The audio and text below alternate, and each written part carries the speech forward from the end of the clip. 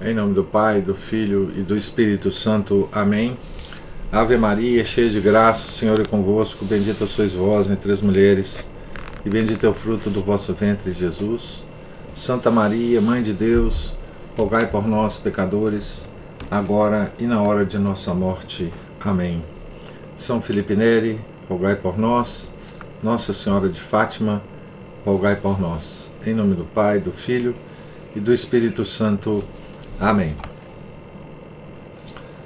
Bom dia a todos. Então, ontem nós estávamos na página 191 do livro da biografia do Paulo de Tarso, escrito pelo padre Joseph Rosner.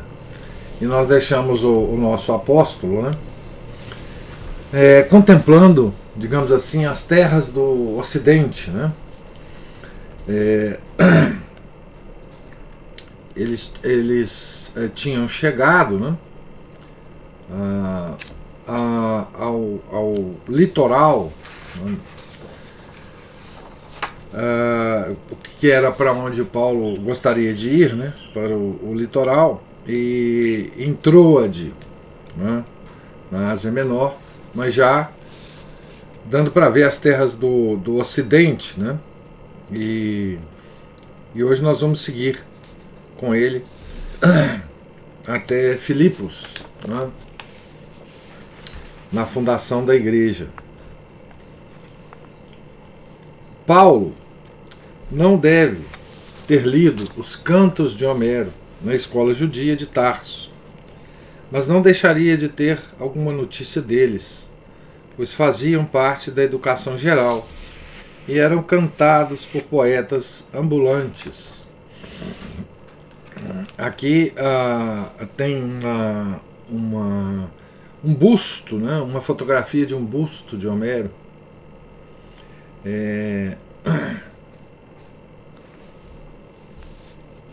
bonito até, né, que se encontra no Museu de Nápoles.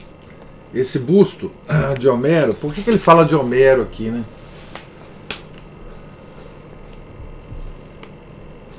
Aqui é o busto de Homero, né? Por que ele fala de Homero aqui? É porque Homero é a grande influência, né, da Grécia, né? É a grande obra grega que educou o povo grego, né, até os filósofos, né, gregos, né, a grande obra síntese da Grécia, quase que como para o povo hebreu, né, o Homero para o povo grego, ele tem a mesma importância que para o povo hebreu, né, que as escrituras sagradas, né? Ele é uma obra absolutamente extraordinária em termos de influência, né, em toda a Grécia e, portanto, é o início, né, digamos assim, da literatura ocidental, né? Homero e as Sagradas Escrituras, né?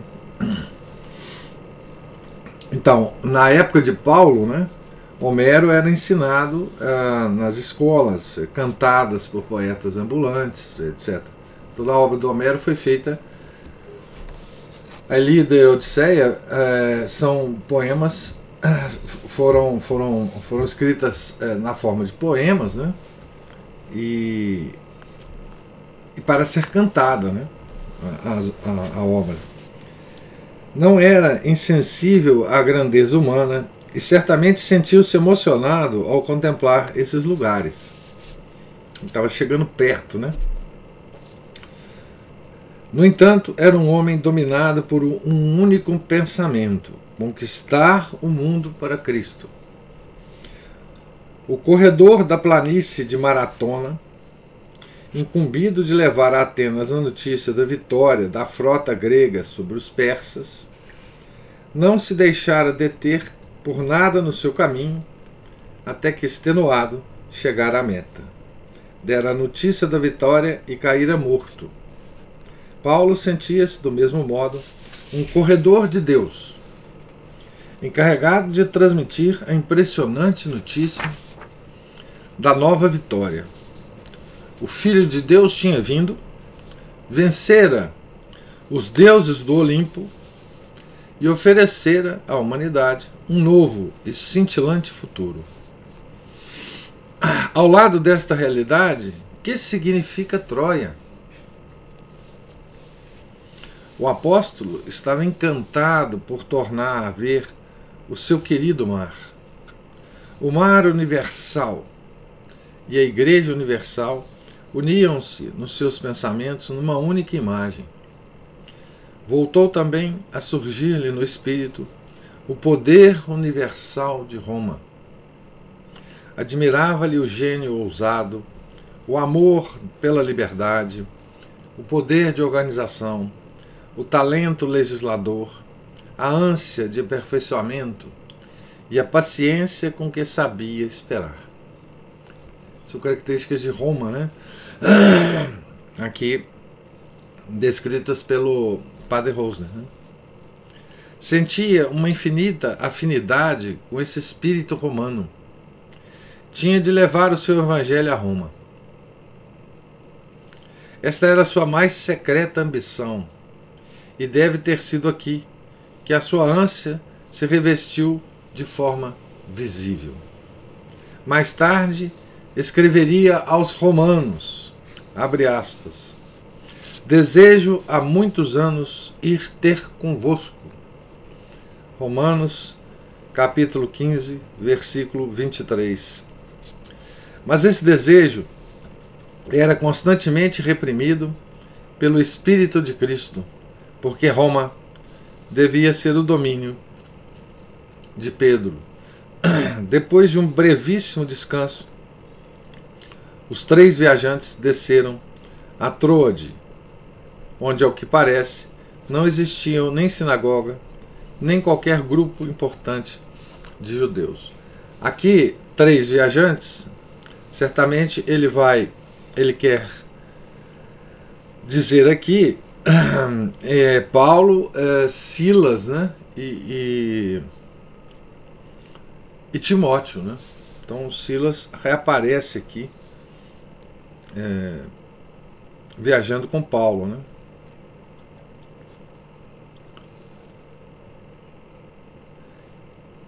Então desceram a Troade, onde, ao que parece, não existia nem sinagoga, nem qualquer grupo importante de judeus.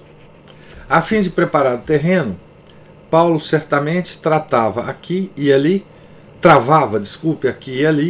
conversas sobre temas religiosos.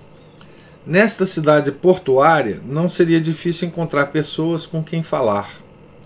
Todos os dias chegavam e partiam navios para a Europa. Paulo, indeciso, não sabia o que fazer. Tantos navios ancorados. Qual escolheria?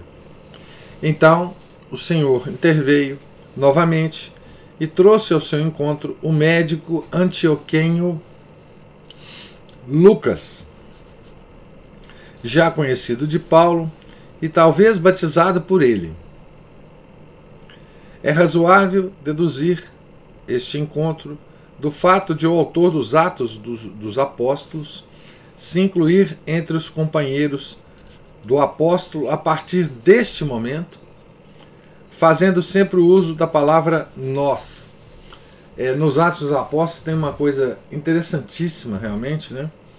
Que é a mudança, né? Do pronome narrativo, né? Da obra, que passa para a primeira pessoa do plural, né? De repente, né? Justamente quando todos intérpretes interpretam assim, né? Quando Lucas começa a acompanhar então Paulo. Tem uma parte dos Atos em que Lucas apenas descreve uma história de Paulo e Pedro, mas na qual ele não está incluído, né? Certo? É um historiador que está contando uma história na qual ele não está incluído. E a partir de um certo momento o pronome muda para a primeira pessoa do plural e aí continua assim, né? Então, é provável, então, quer dizer, quase certo, né? Não teria nenhum sentido da mudança do pronome se o próprio São Lucas não passasse a fazer parte da comitiva do Paulo, né? Lucas tinha sido antes um prosélito. Eusébio afirma que era natural de Antioquia, Eusébio de Cesareia, né? E os seus extraordinários conhecimentos da arte náutica permitem-nos concluir que nasceu numa cidade marítima, ou que viajou muito. Os médicos gregos percorriam todo o mundo. É admissível que Lucas exercesse a sua profissão em cidades marítimas, como Troade, e talvez até tivesse cuidado de Paulo, que ainda não estava totalmente restabelecido da sua doença. Este feliz encontro veio a converter-se numa das mais frutuosas amizades da história do cristianismo. Excetuado o tempo entre a primeira e a segunda estada de Paulo em Filipos, encontramos Lucas permanentemente em companhia do apóstolo. Compartilhou também seu primeiro e segundo cativeiro em Roma, e é citado 3 vezes por Paulo nas epístolas do cativeiro. A primeira, na epístola aos Colossenses, capítulo 4, versículo 14, abre aspas, saúda-vos Lucas, o médico muito amado, fecha aspas. Nestas palavras ressoa o profundo reconhecimento do enfermo Paulo pela assistência médica do seu fiel amigo. Na epístola a Filemon, cita-o entre os seus colaboradores. E depois, preso em Roma pela segunda vez, escreve a Timóteo com certa inquietação. Abre aspas, só Lucas está comigo. Fecha aspas, 2 Timóteo 4:11. Segundo uma antiga tradição, Lucas nunca se casou e depois da morte do apóstolo, trabalhou na Acaia. Morreu na Boécia aos 84 anos de idade e foi enterrado em Tebas. O curioso é que Lucas também não há registro de que ele tenha sido ordenado padre, né? Ele era leigo, né? E parece que continuou leigo, fazendo o seu apostolado, né? Mas leigo. F.B. Mackay investigou as expressões médicas usadas no Evangelho de São Lucas e nos Atos dos Apóstolos e concluiu que Lucas estudou medicina em obras gregas. Nas universidades gregas, o estudo da medicina estava equiparado ao estudo da filosofia, e assim é provável que, no mundo social de então, Lucas tivesse a mesma categoria que desfruta um médico dos nossos dias. 3 facetas típicas, genuinamente gregas, nos chamam a atenção no retrato do seu caráter. Em primeiro lugar, o seu prazer em viajar e, sobretudo, o seu amor ao mar, que o tornava muito simpático ao apóstolo. Paulo também desfrutava desse amor, né? As suas indicações precisas sobre a navegação e as linhas marítimas provam-nos que exerceu a sua profissão especialmente em cidades costeiras, ou que talvez tivesse sido médico de bordo.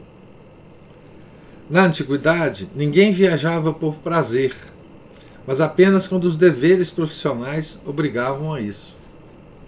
É provável também que conhecesse um desses múltiplos itinerários ou roteiros elaborados pelo espírito prático dos romanos para uso de viajantes, dos quais a conhecida, abre aspas, tábua peutingeriana nos permite formar uma ideia. Tábua peutingeriana. Então aqui tem uma nota de pé de página aqui. A chamada tábula peutingeriana é cópia de um mapa das estrelas. Estrelas, olha aqui, onde que eu estou com a minha cabeça, gente? Das estradas do Império Romano, desenhada por um certo Castório no século IV, com base nos itinerários confeccionados pelos romanos para uso dos viajantes, análogos aos nossos guias rodoviários atuais. Conserva-se na Biblioteca Nacional de Viena, sob a forma de 11 folhas de pergaminho. 11 folhas de pergaminho. No original, constituía uma larga faixa com cerca de 7 metros de comprimento, que era enrolada em torno de um bastão de madeira. Desaparecida durante muito tempo, foi redescoberta em 1507 por um certo Konrad Peutinger, de Augsburgo, e depois de diversas vicissitudes chegou às mãos do príncipe Eugênio da Áustria. Então essa é a história da tábua, né? Os contornos das costas que se podem descobrir nele estão fortemente deformados, como se vissem num espelho convexo.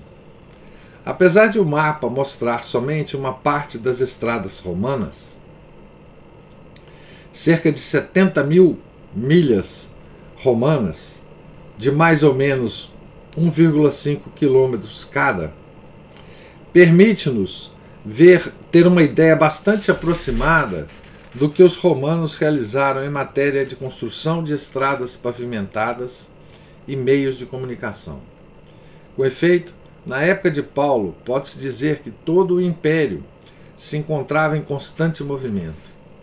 Desde o imperador e os governadores de províncias, com o seu séquito, até os funcionários, estafetas, militares, escravos a serviço do correio imperial e dos correios privados, filósofos e pregadores pagãos ambulantes, charlatães e feiticeiros judeus, médicos e comediantes gregos, bem como missionários cristãos. Todas as estradas tinham as suas positestaciones, paradas ou postas, mansiones, refeitórios, tabernas, mutaciones, lugares onde se podiam trocar os cavalos. Ainda hoje se vê à beira das estradas romanas grandes pedras quadradas para montar e apear-se do cavalo. A principal equipagem do viajante, segundo Plauto, consistia na espada, lembremos-nos de Pedro no Horto das Oliveiras, no manto, num frasco com azeite para ungir os pés e as luxações doloridas. Das recomendações de Cristo aos 72 discípulos, podemos também deduzir que se costumava levar uma bolsa para pão, uma bolsa de viagem, que no caso dos pobres se reduzia a um saco de mendigo, manto, dupla muda de roupa interior, uma pequena quantidade de dinheiro, túnica e cíngulo e sandálias. Então aqui nós temos uma belíssima descrição, né, que servirá certamente para cada um de nós, né, nas nossas meditações, né, imaginar, né, o viajante daqueles tempos nas estradas romanas, né, de como é que eram as viagens, né, como é que se empreendiam as viagens. Então nós estamos falando de Lucas, né, tá certo? A segunda característica é o seu talento de escritor, Lucas, né? Voltando agora ao texto, né? Possuía uma excelente cultura grega, exprimia-se com facilidade e elegância, e era observador atento e cronista consciencioso. Colheu informações precisas sobre a vida de Jesus, desde o nascimento até a ascensão, e consignou tudo com maior desvelo em folhas de pergaminho, para mais tarde compor um livro com testemunhos verbais e oculares. Exprimia-se num grego mais puro do que todos os outros autores do Novo Testamento, o que faz pensar que recebeu formação em uma das 3 universidades gregas: Atenas, Alexandria ou Tarso. Mais provavelmente nesta última, em Tarso, né? É possível que conhecesse Paulo desde então. Como todos os escritores da antiguidade, nunca fala de si na primeira pessoa, a não ser no prólogo do seu evangelho. Lucas, capítulo 1, Evangelho de São Lucas, capítulo 1, versículo 3. Modestamente, conserva-se sempre em segundo plano, né? Então, nós temos uma miniatura bizantina do século X de São Lucas, né? Exatamente escrevendo, né? O Evangelho, né? Aqui essa miniatura de São Lucas escrevendo aqui o seu Evangelho, né? Imagina o quanto era difícil escrever nessa época, né, gente?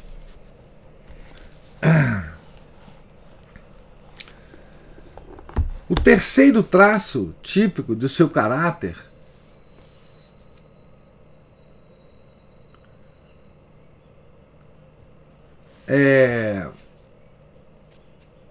a Aline pergunta aqui se eu li um livro.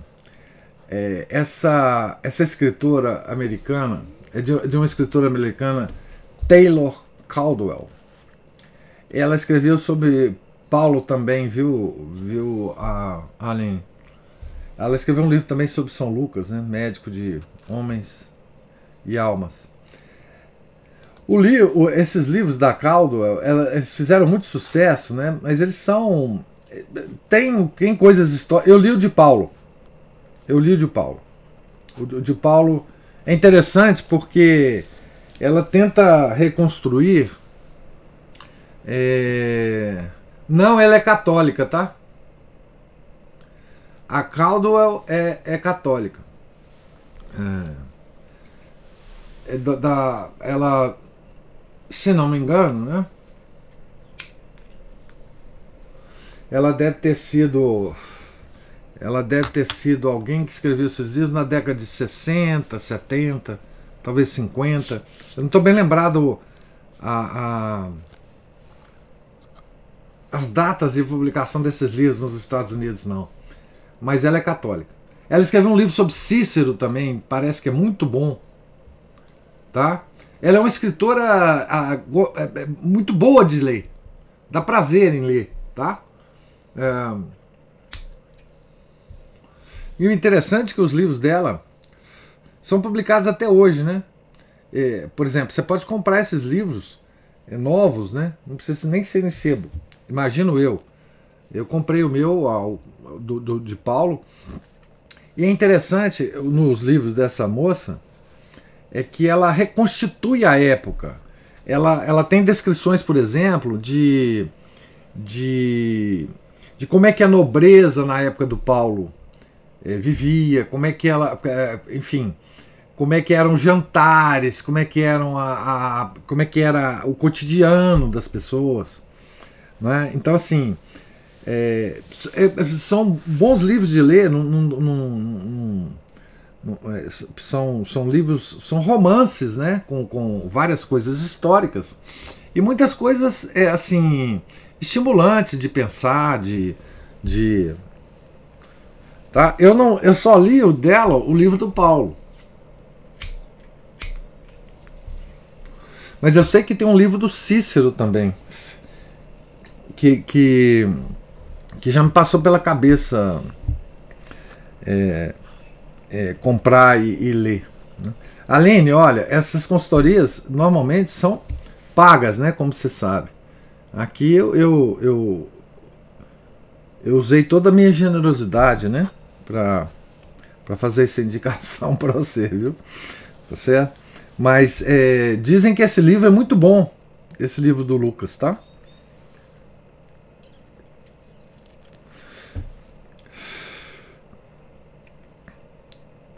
Então, o terceiro traço típico do seu caráter é a afabilidade, o seu temperamento conciliador, a nobreza da sua alma de rara delicadeza, a sua fidelidade até a morte.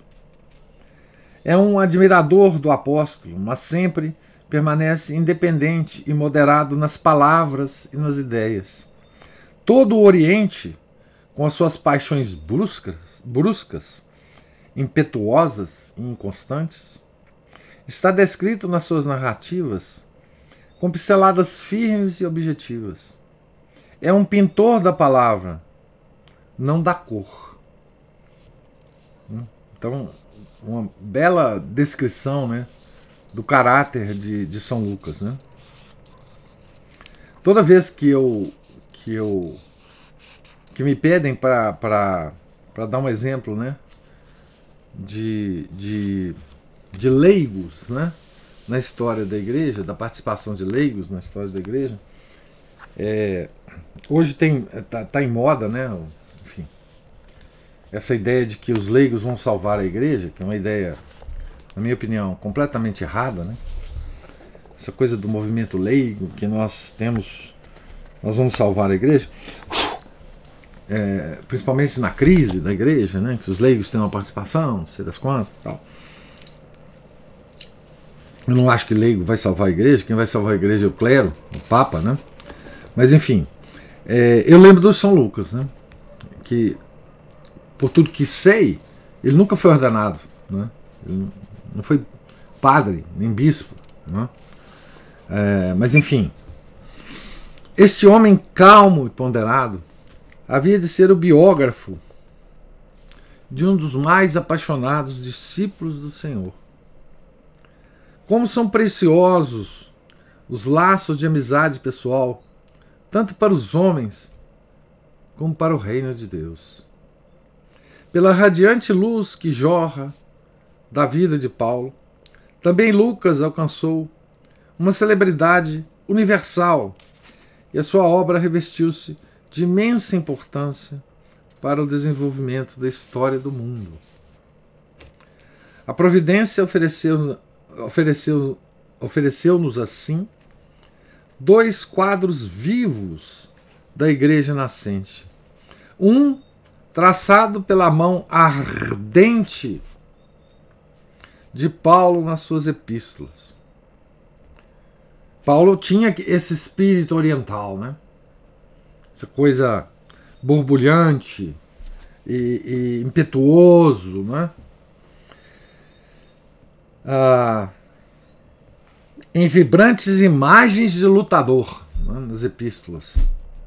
O outro, pelos dedos calmos e firmes do cirurgião que manejava com igual segurança o bisturi e a pena. O Oriente e a Grécia uniram assim as suas mais belas qualidades, a profundidade e o ardor da visão profética de Paulo e a clara suavidade do pensamento de Lucas. Então, Aqui são aqueles encontros, né?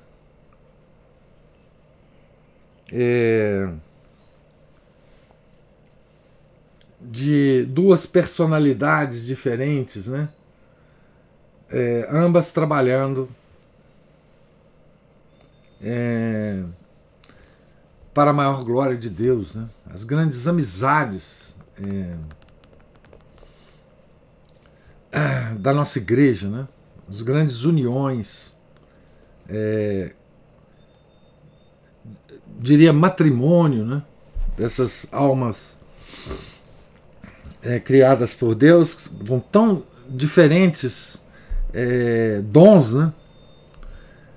E que servem para a maior glória de Deus, né? Não há dúvida de que Lucas, que estava em estreito contato com a Macedônia já é o Ocidente, né? Foi o primeiro a atrair os pensamentos do apóstolo para essa direção. Uma tarde, Paulo encontrava-se com seus amigos na praia, onde, por assim dizer, a Ásia e a Europa se dão as mãos, conversando com marinheiros da Macedônia. O seu olhar perdia-se nas montanhas da Samothrácia, douradas pelos últimos reflexos do poente, e as ondas do desejo invadiam a sua alma de apóstolo.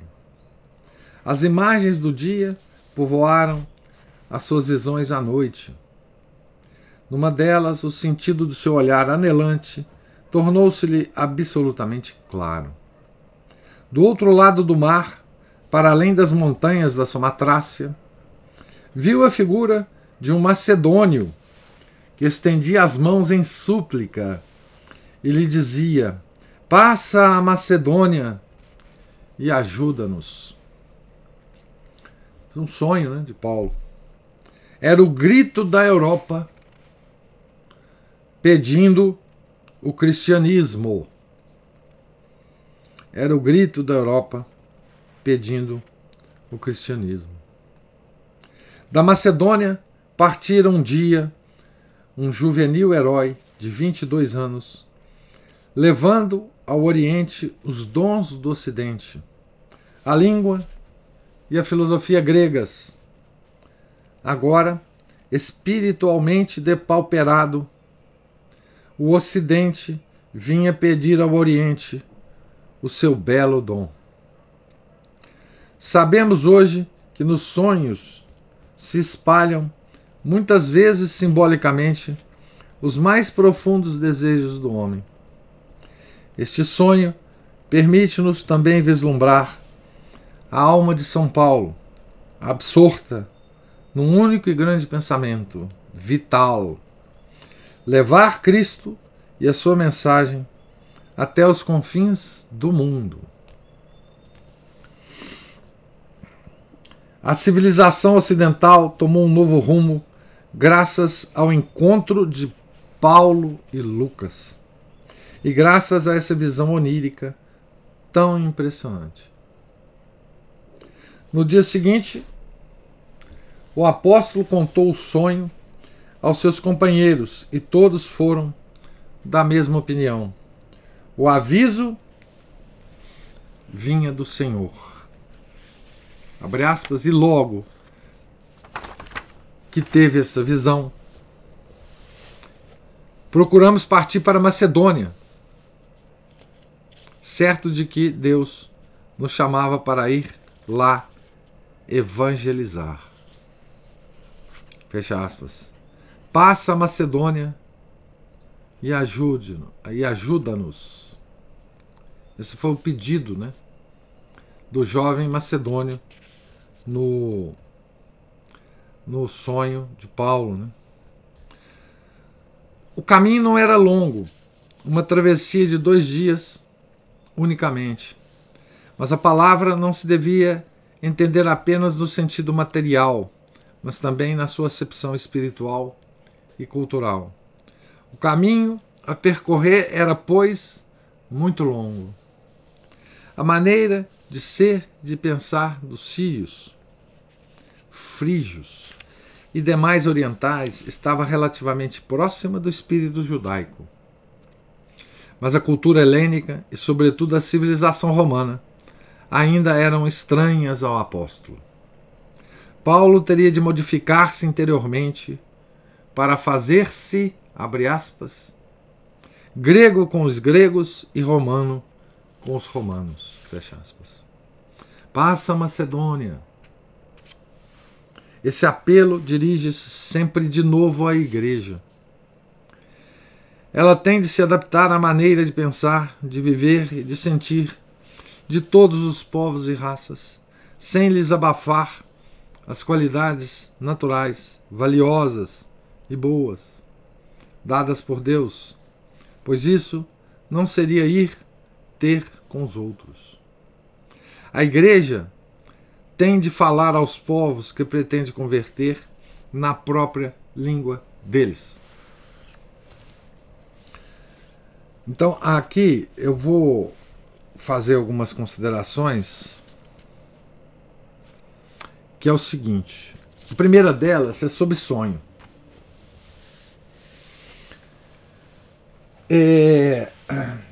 Hoje a gente está muito... quando a gente fala sobre sonho, interpretação de sonho, né? Essa nossa cultura, né? Nós lembramos de quem? De Freud, né? Porque Freud escreveu um livro muito famoso chamado Interpretação dos Sonhos, né? Alguma coisa assim, o título. E nós temos a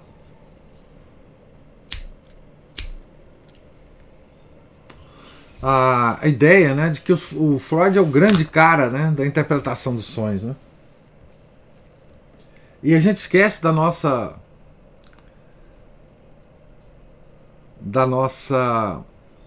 grande cultura católica, né? Sobretudo a gente esquece muita coisa das Sagradas Escrituras, né? Então, a gente esquece que os grandes interpretadores de sonhos são nossos, né? Jogam no nosso time, né? E não é Freud, né? Desde Daniel, né, interpretando aquele sonho de Nabucodonosor, né?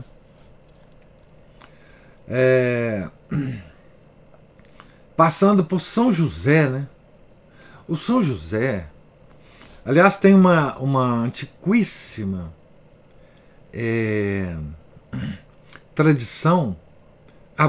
devoção católica, que é a devoção de São José dormindo. Tem uma imagem, né, de São José dormindo. Porque assim, São José, ele recebeu todas as informações importantes para a vida da Sagrada Família em sonho, né? Tá certo? Ele os interpretou direitinho, né? Não fosse assim, a Sagrada Família tinha sido dizimada, né?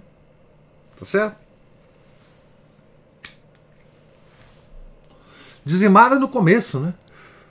Porque quando Nossa Senhora, né, se engravidou do Espírito Santo, São José quis dar no pé, né? Tá certo? Falou, vou abandonar para não causar dano nenhum a Maria, né? E aí ele sonhou. Fica aí, o negócio é sério, né? Foi o Espírito Santo que gerou o Verbo no seio de Maria. Então ele ficou, né? A fuga para o Egito, né? Por causa da perseguição aos santos inocentes. Então o sonho, ele tem uma presença muito, muito constante nas nossas Sagradas Escrituras, né? E agora nós vemos esse sonho, né, de Paulo, né, com o Macedônio. Passa a Macedônia, ajuda-nos. Esse sonho, digamos assim, é o fato angular, né, da civilização ocidental. Hoje em dia a gente ouve muito essa expressão, né, civilização ocidental, não sei o que, precisamos reconstruir a civilização ocidental, papapá, papapá, papapá. Mas a fundação, veja bem a importância disso, né? A fundação da civilização ocidental, né, ela dependeu de um sonho que Paulo contou para os companheiros e que eles interpretaram esse sonho. Tá certo? E foi da interpretação desse sonho, tá certo? Que Paulo então passou para o Ocidente. E que essa passagem para o Ocidente significou simplesmente, né, a fundação dessa tão falada, né,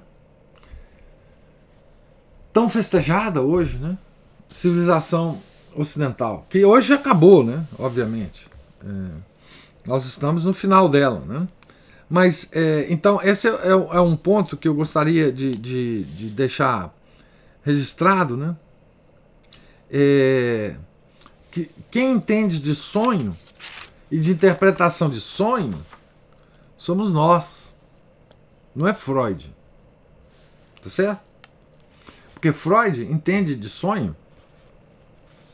Quer dizer, o Freud, o que ele fez foi deformar todo o entendimento que a humanidade tinha de sonhos, né? Tá certo? Quando ele criou essa tal monstruosidade que existiria dentro de nós, né? Chamado inconsciente, né? Essa coisa terrível que nos comanda, né? Mas, então, a fundação do Ocidente, né, como tudo de mais importante, de grande importância que aconteceu, né, com vários momentos que a gente vê descritos nas Escrituras, né, veio de um sonho, né, da interpretação correta, né, do sonho, né? Então, e essa coisa bonita, né, de que um dia, né, o Oriente se beneficiou do Ocidente, né?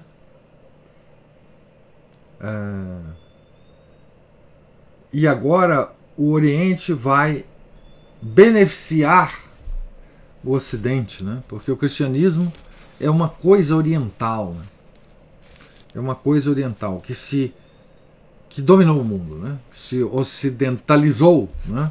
Por causa exatamente de Paulo, né? Tá certo? E aqui a gente vê também, né, como que Paulo se deixava levar, né, pelas mãos de Deus, né, e como que Deus dispunha, né, as coisas para Paulo de forma a ele desempenhar, né, a tarefa que o Senhor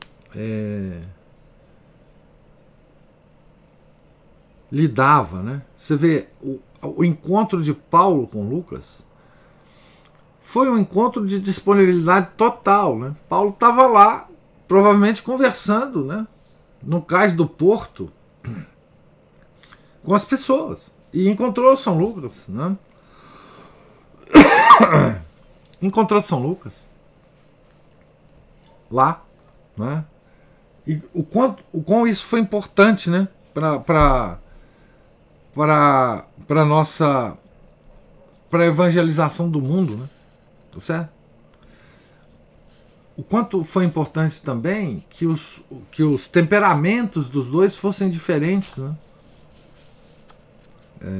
A formação dos dois fosse diferente, né? Então, essa disponibilidade, essa abertura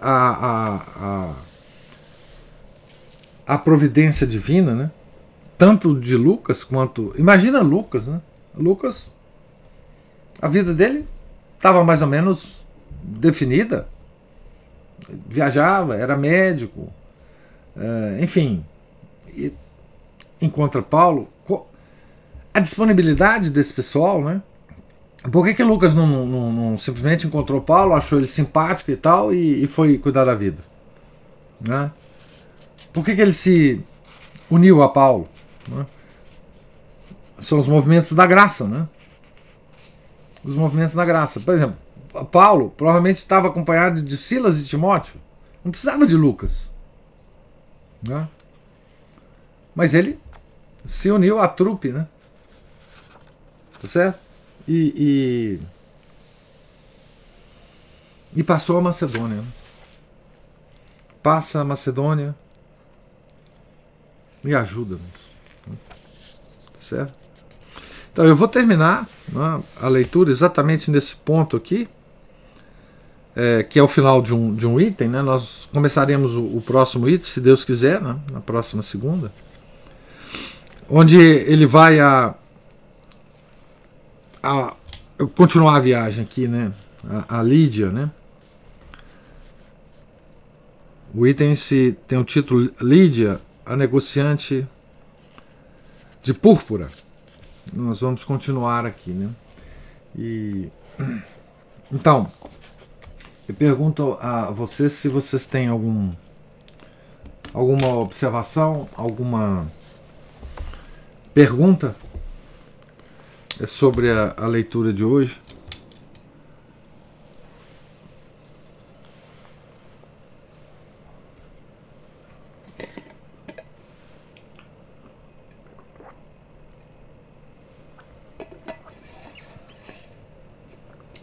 Então, não tendo,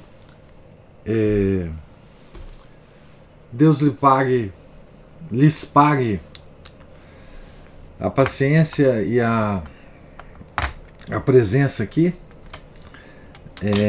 Tenham todos um santo dia, um santo final de semana.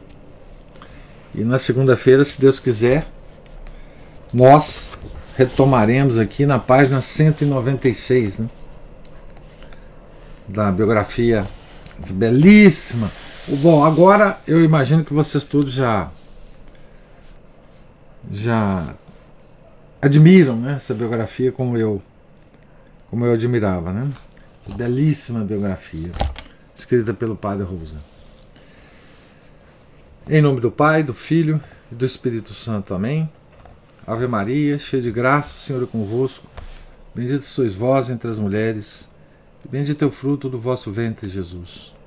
Santa Maria, Mãe de Deus, rogai por nós, pecadores, agora e na hora de nossa morte. Amém. São Felipe Neri, rogai por nós. São Paulo, rogai por nós. São Lucas Evangelista, rogai por nós. São Bonifácio Mártir, rogai por nós. Nossa Senhora de Fátima, rogai por nós. Em nome do Pai, do Filho e do Espírito Santo. Amém.